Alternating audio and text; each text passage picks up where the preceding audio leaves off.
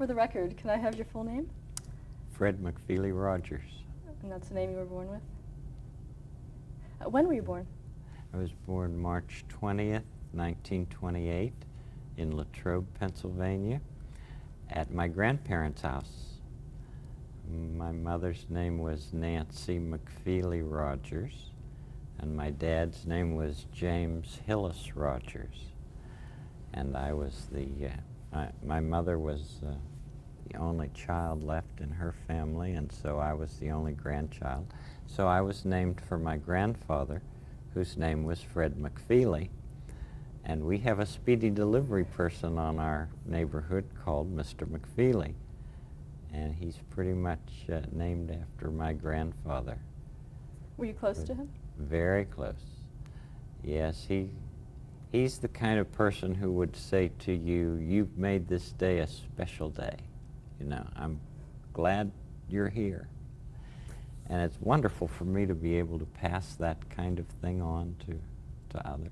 Where do you think he got that from? I mean, where did he get that? He grew up in Pittsburgh and part of a fairly large family.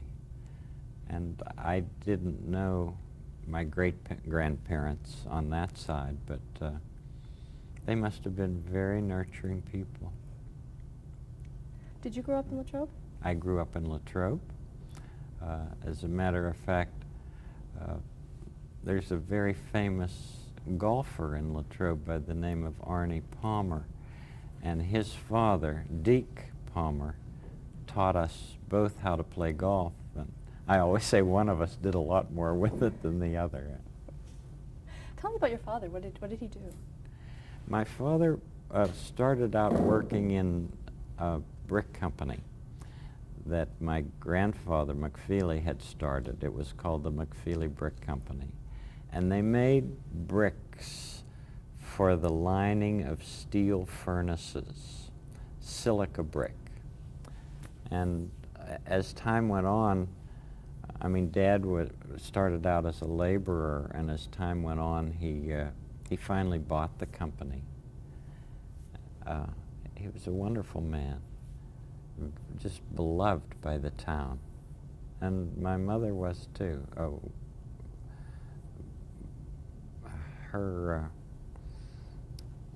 I think she had something like 25,000 volunteer hours at the hospital. She loved being a nurse's aide, and during the Second World War, she was in charge of making surgical dressings for the troops.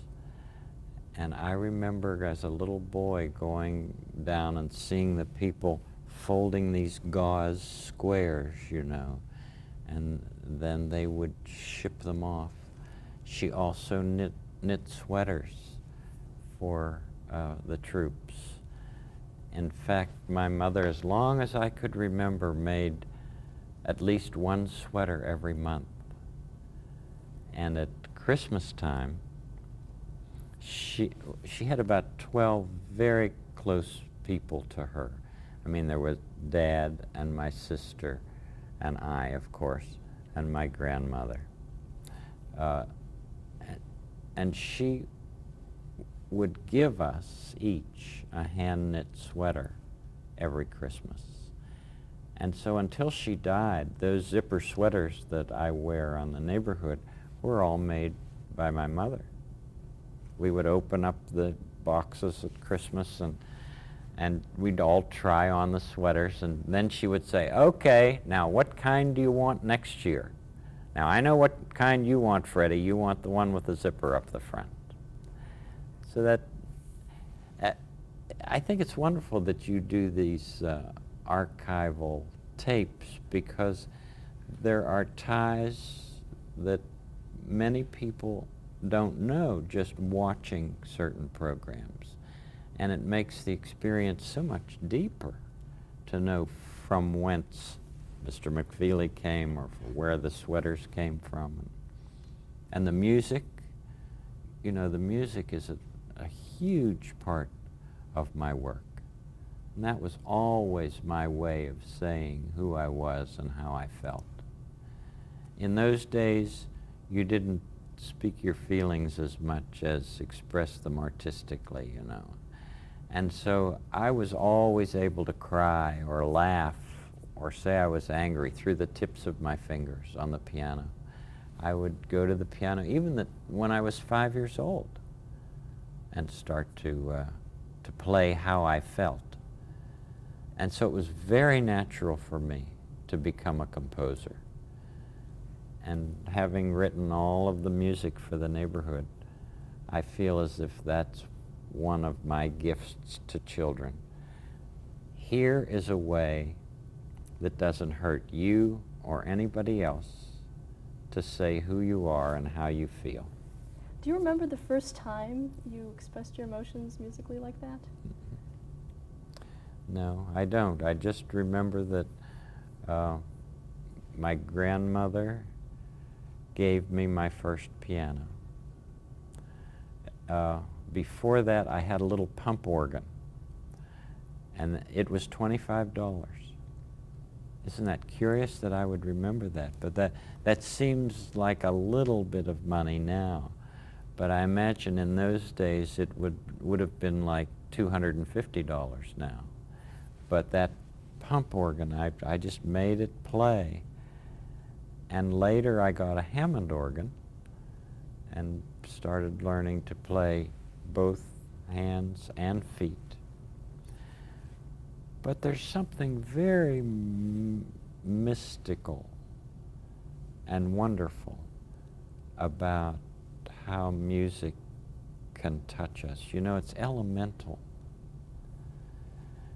I wonder if that's why I don't feel so close to people like Yo-Yo Ma. I mean, Yo-Yo's been on our program quite often, and he's a good friend, and I drive along, you know, in my car, and sometimes I'll put on one of his tapes that is an unaccompanied suite of Bach, and I think that this must be what heaven is like. You said you had a sister, too. My sister was adopted when she was 6 months old, and I was 11 years old.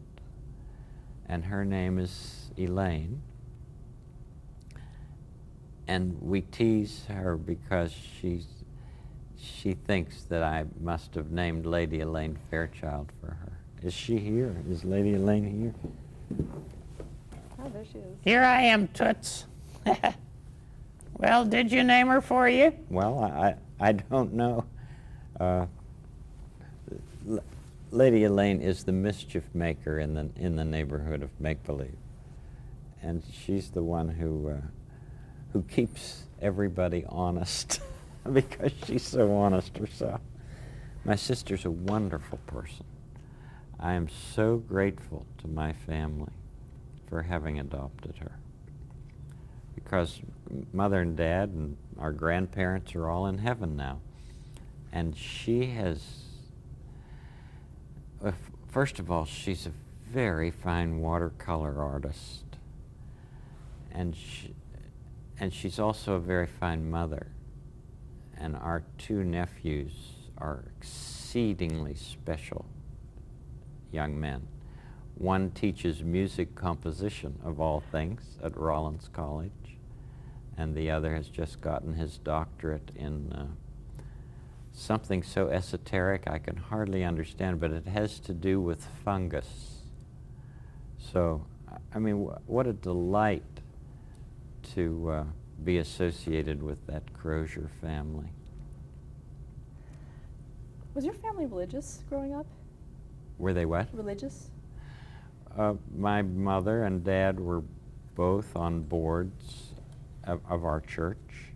It was called the First Presbyterian Church of Latrobe, or maybe it was the Latrobe Presbyterian Church. It was one or the other.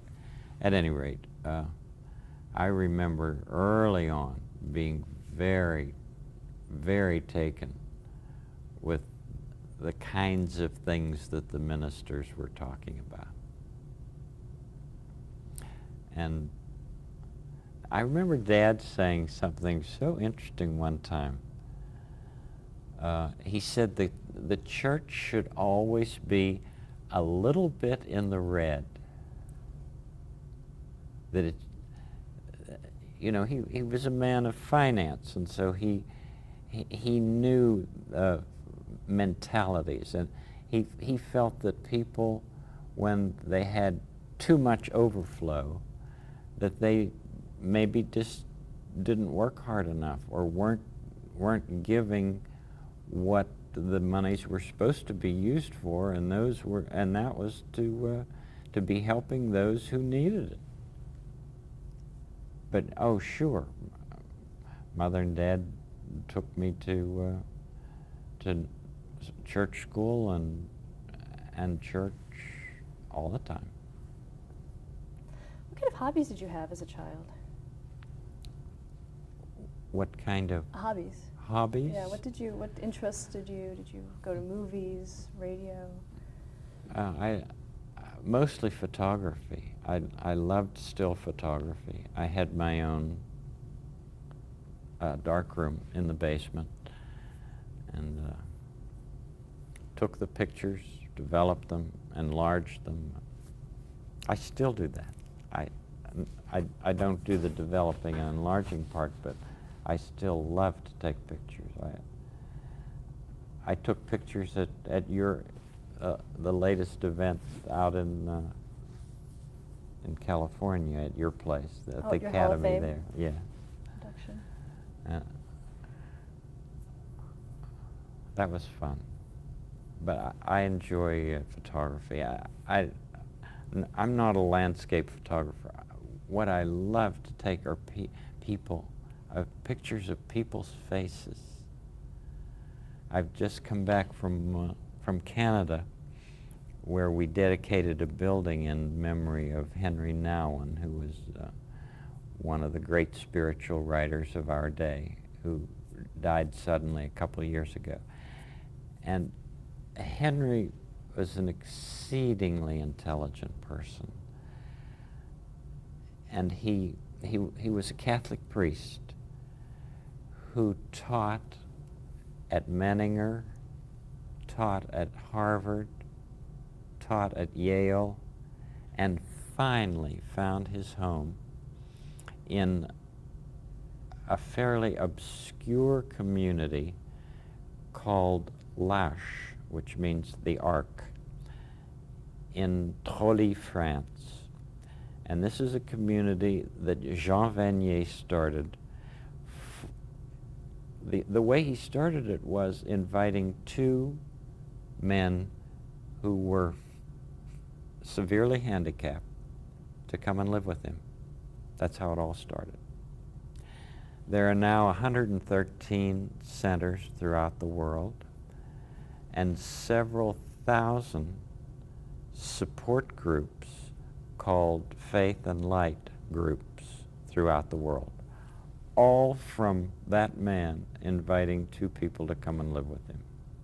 Well, Henry was a great inspiration to us, and he went to live in one of these communities in France and then moved to the one in Toronto, where he was pastor for the rest of his life.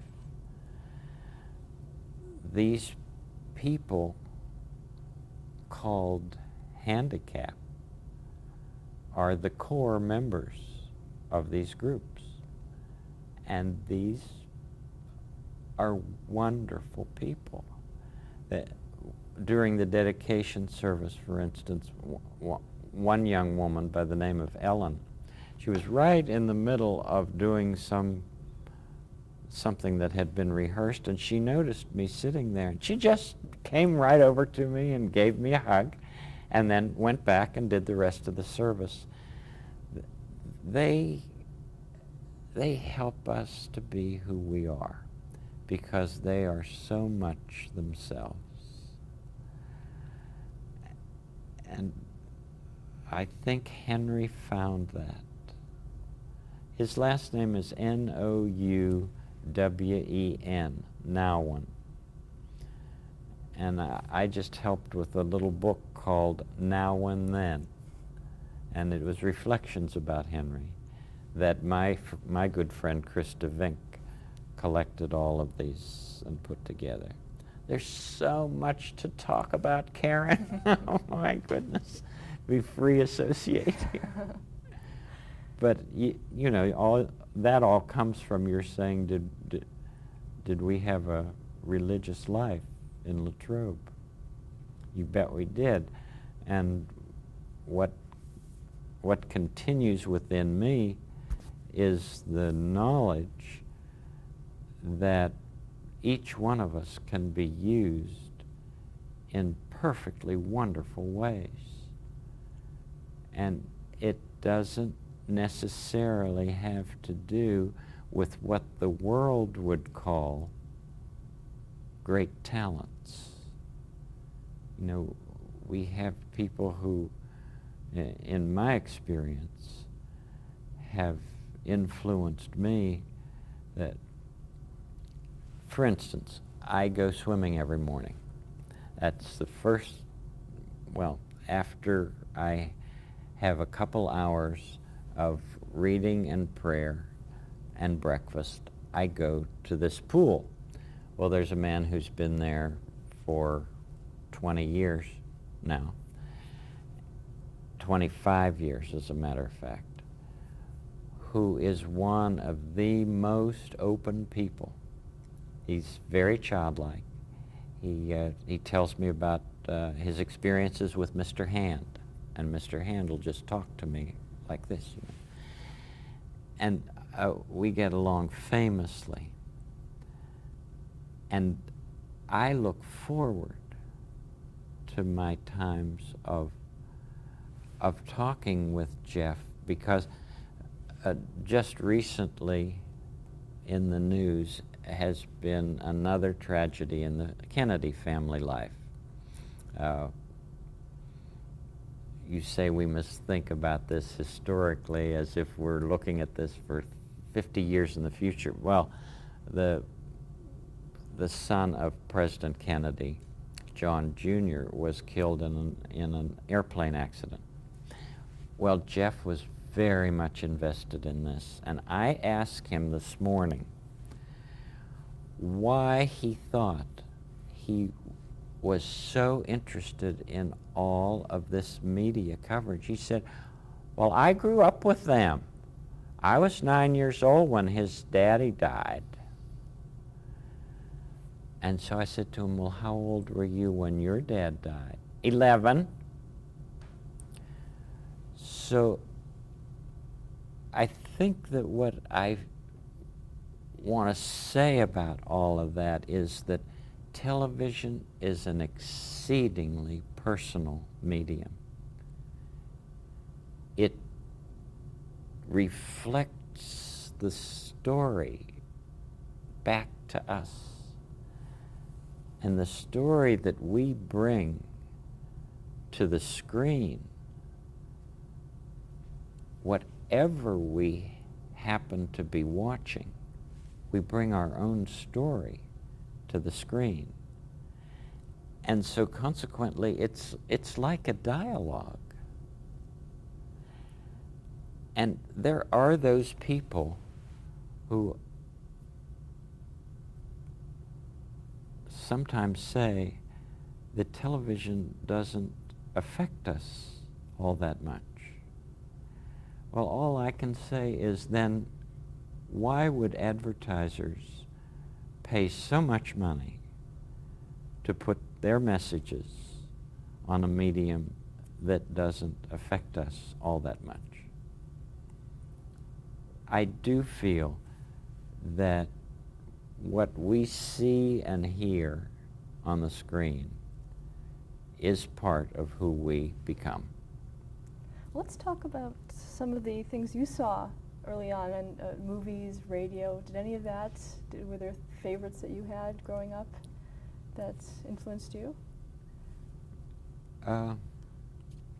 We used to listen to a program called Vic and Sade, which had the most wonderful whimsy.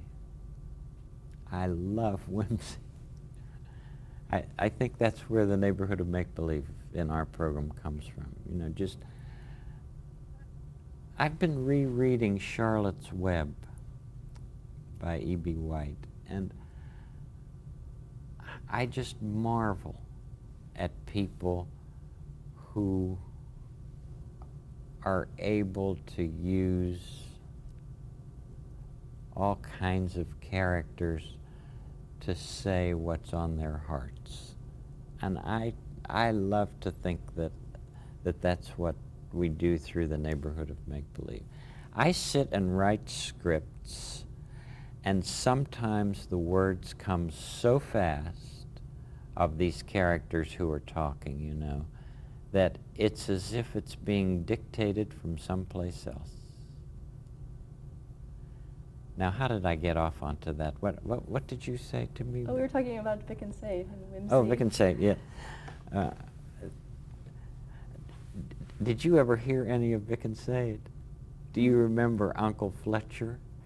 Uncle Fletcher lived at the Ohio Home for the Bald.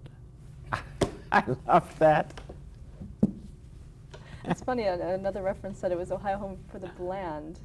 The Bland? The Ohio Home for the Bland. Did you have more than one? I don't know. Well, maybe I heard it wrong. Oh, please look that up. At any rate, I thought, whether it's the Ohio Home for the Bland or the Bald, it's very funny.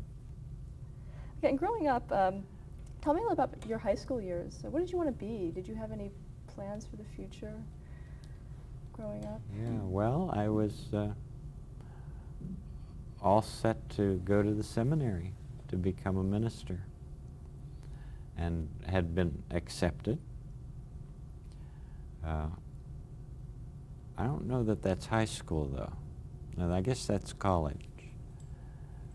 My high school, I was the editor of the yearbook, and wrote a great deal for the newspaper, the school newspaper. I was president of the student council in high school. But that didn't happen right off the bat. I was very, very shy when I was in grade school.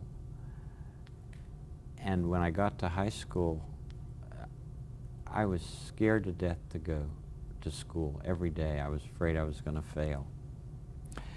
But it just so happened that in our class, there was this big man on campus by the name of Jim Stumbaugh, who was on every team, the basketball team, the football team, all the teams.